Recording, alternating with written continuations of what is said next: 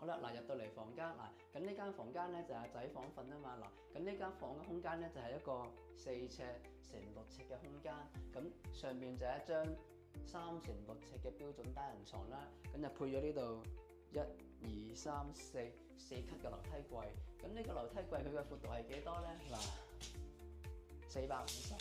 ，450，450基本上我行咧其實都已經 OK 噶啦，好舒服噶啦。OK 嗱。首先講呢張床，而家呢一張床呢個離地就係1500高，咁我基本上係會撞頭嘅，咁細路仔就暫時講冇乜所謂啦，咁慢慢適應啦。OK 嗱，喺床後邊就有2尺嘅衣櫃，另外喺後邊仲有1尺嘅層架同埋一個鋁框嘅展示櫃啦。OK 嗱，咁另外喺呢個位置有一張4尺闊嘅書台，就前面就配一條燈帶。咁基本上呢一個即係細路仔去呢度自己一間房呢個空間咧，咁其實係 OK 嘅，唔錯，幾好嘅。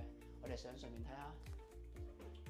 好啦，上到嚟床頭呢個位置，喺呢張床就配咗一個藍色嘅軟包，咁呢個藍色都幾靚噶。咁喺床嘅頂上面呢度就配咗一條燈帶啦。OK 咁另外因為個燈仔喺下邊。變咗，如果你平時瞓覺嗰陣時唔記得閂呢一個風扇燈，咁點搞咧？唔緊要。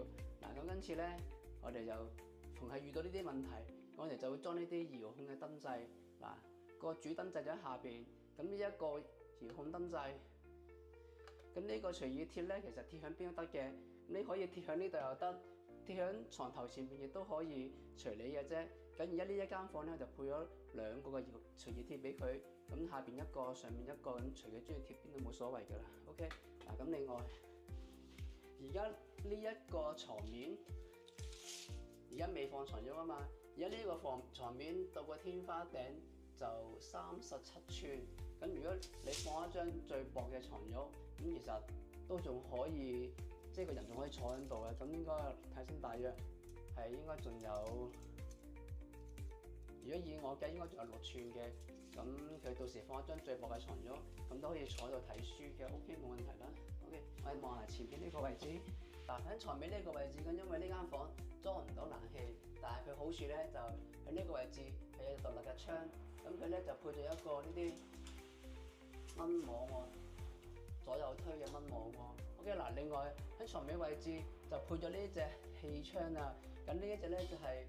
並唔係香港款嘅鋁燙窗，咁所以呢個咧就係靚好多嘅。咁佢呢個配咗鎖，所有都可以鎖嘅自己。另外呢個就配一個磨砂啦。